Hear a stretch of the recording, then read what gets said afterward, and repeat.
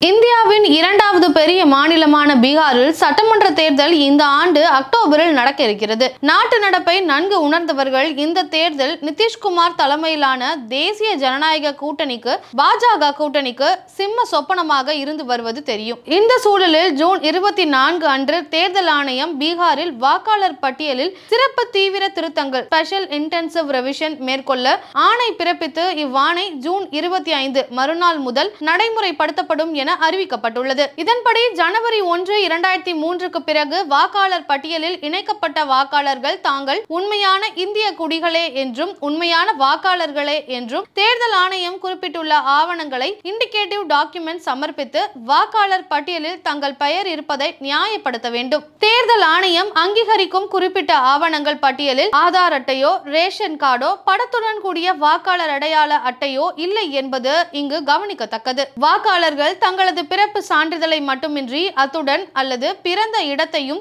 Date of birth or place of birth குறிப்பிடும் ஆவணங்களை சமர்ப்பிக்க வேண்டும் என தெரிவிக்கப்பட்டுள்ளது. இத்துடன் தங்களது பெற்றோரின் சான்றிதழையும் தனியே சமர்ப்பிக்க வேண்டும் என அறிவுறுத்தப்பட்டுள்ளது. இதற்கு முன்னர் வாக்காளர் பட்டியலில் ஒருவர் பெயரை இணைக்க விரும்பினால் அவர் படிவம் 6 மூலமாக தன்னை பற்றிய தகவல்களை முகவரி போன்றவற்றை தெரிவிக்க வேண்டும். முகவரி மற்றும் பிற தகவல்களை அளிக்க வேண்டிய அவசியம் இல்லை. படிவம் 6 பெற்றோரின் விவரங்கள் கேட்கப்படவில்லை எனவும் அதற்கான பகுதிகளும் அதில் இடம்பெறவில்லை. ஆனால் ஜூன் 26 அறிவிக்கப்பட்ட புதிய நடைமுறை புதிய ஆவணங்களையும் பெற்றோர் பற்றிய புதிய தகவல்களையும் சமர்ப்பிக்க வற்புறுத்துகிறது.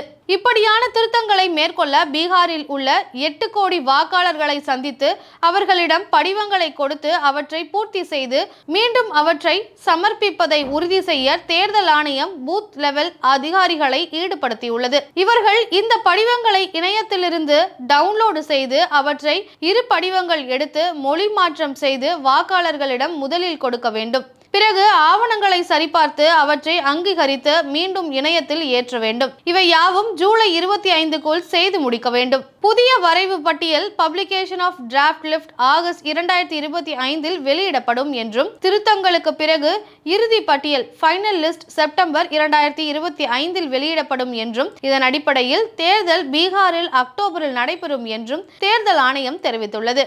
பீகாரின் மொத்த மக்கள் தொகையில் 3% மக்களே பிறப்பு இறப்புகளை பதிவு செய்கின்றனர் என்ற நிலையில் இத்தகைய உத்தரவின் நோக்கம் என்ன என்பது மிகப்பெரிய கேள்வியாக உள்ளது. வாக்காளர் பட்டியலை அவ்வப்போது திருத்தவும் நெறிப்படுத்தவும் தேர்தல் ஆணையத்தின் முக்கியமான பணிகளில் ஒன்று என்றாலும் அதற்கென ஒரு வழிமுறை சட்ட நெறி மற்றும் சட்ட அடிப்படை தேவை என்பதில் யாருக்கும் இருவேறு கருத்துக்கள் இருக்க முடியாது.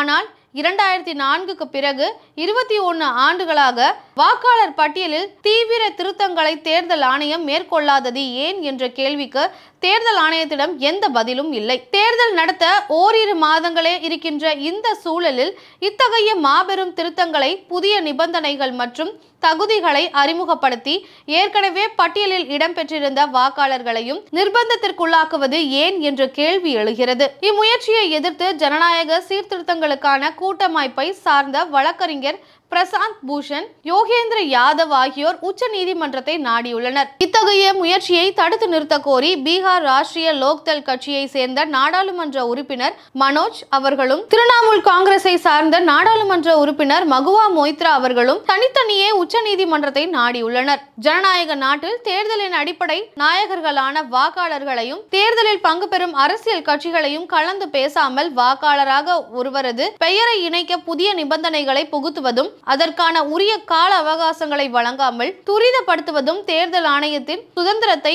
எடுத்து காட்டவில்லை. மாறாக சதிகார போக்கை தெள்ள தெளிவாக காட்டுகிறது. வாக்காளர் பட்டியலை திருத்துவதை வாக்காளர்கள் பெயரை நீக்குவதை தேர்தல் விதிமுறைகள் 1960 சட்டம் எடுத்து எம்புகிறது.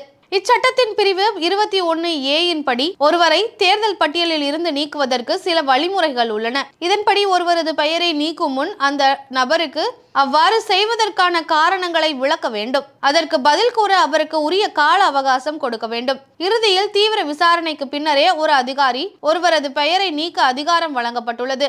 ஆனால் இன்று எந்த விசாரணையும் இன்றி எந்த கால அவகாசமும் இன்றி தான் தோன்றித்தனமாக நிபந்தனைகளை புகுத்தி தேர்தல் ஆணையம் ஆணையமே மக்களை வாக்காளர்கள் பட்டியலிலிருந்து நீக்குகிறது. எழுத படிக்க தெரியாத மக்கள் அதிக எண்ணிக்கையில் உள்ள பீகார் மாநிலத்தில் அவர்களில் பெரும்பாலானோர் வாழ்வாதாரங்களை தேடி வேறு மாநிலங்களுக்கு செல்கின்ற நிலையில் அம்மக்கள் 1 மாத கால அவகாசத்தில் இல்லாத ஆவணங்களை கொடுத்து வாக்காளராக தங்களை நிலைநிறுத்திக் கொள்ள கூறுவது ஜனநாயகத்தின் அடித்தளத்தை பேணுகின்ற வழியல்ல.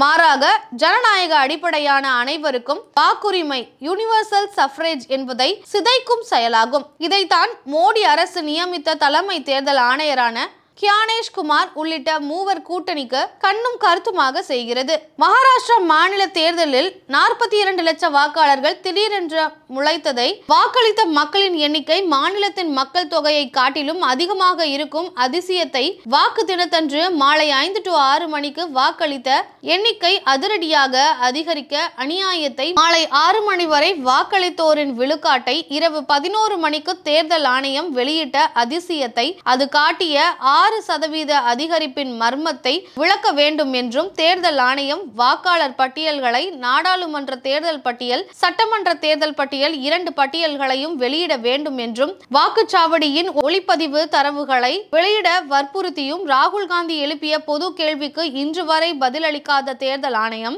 பட்டியல்களையும் ஒளிப்பதிவு தரவுகளையும் வெளியிட முன்வராத தேர்தல் ஆணையம் இன்று ஆவணங்களை கொடுக்க பீகார் மக்கள் வற்புறுத்துவது வேடிக்கைதான். தேர்தல் ஆணையம் வாக்காளர் பட்டியலில் தீவிர திருத்தங்களை கொண்டு வருகிறோம் என்ற கோதாவில் ஏழை எளிய மக்களான சிறுபான்மையினரை, தலித்துகளை, புலம்பெயர தொழிலாளர்களை, விவசாய கூலிகளாக பஞ்சாப் வரை செல்லும் பாமர மக்களை தேர்தலில் பங்கெடுக்க விடாமல் தடுக்கிறது. இத்துடன் இந்திய குடிமகனாக இல்லாதவரையும் தேர்தல் ஆணையம் இந்த சரிபார்த்தல் மூலம் கண்டுபிடித்து அவர்கள் அந்நியர்களுக்கான தீர்ப்பாயத்தின் முன் நிறுத்துமா? இந்த பணியை தேர்தல் ஆணையத்திற்கு எந்த சட்டம் வழங்குகிறது என்பதை நமக்கு புரியவில்லை. மொத்தத்தில் தேர்தல் ஆணையத்தின் இந்த நடவடிக்கை நோட்பந்தி போன்று ஓட்பந்தி ஆகும் என பீகார் மார்க்சிஸ்ட் லெனினிஸ்ட் கட்சி பொதுச் செயலாளர் தீபாங்கர் பட்டாச்சாரியா கூறுவது முற்றிலும் உண்மையாகும். இந்த மோசடியை எதிர்த்து அனைத்து கட்சிகளும் கண்டன குரல் எழுப்பியுள்ளன. ஆனாலும் தேர்தல் ஆணையம் இந்த நடவடிக்கையை திரும்ப பெறவில்லை. சந்தித்த எதிர்க்கட்சி தலைவர்களின் கருத்தையும் ஆலோசனைகளையும் புறந்தள்ளியுள்ளது. தேர்தல் ஆணையத்தின் மீதும் அதன் நடவடிக்கைகளின் மீதும் உச்ச நீதிமன்றத்தின் பார்வை தீர்க்கமாக செலுத்தப்படவில்லை என்ற பொதுவான பார்வை ஒருபுறம் இருக்க, இது ஜனநாயக அடிப்படையே ஆட்டுவிக்கும் செயல் என்பதை அறிந்து அதை தடுக்க உச்ச நீதிமன்றம் முன்வருமா என்ற கேள்வியானது எழுந்துள்ளது. தேர்தல் ஆணையத்தின் பொறுப்பையும் அதன் அடிப்படை கடமையையும் அதன் செயல்பாட்டில் இருக்க வேண்டிய வெளிப்படைத்தன்மை மற்றும் நேர்மையை நிலைநாட்ட வேண்டிய தருணம் இது.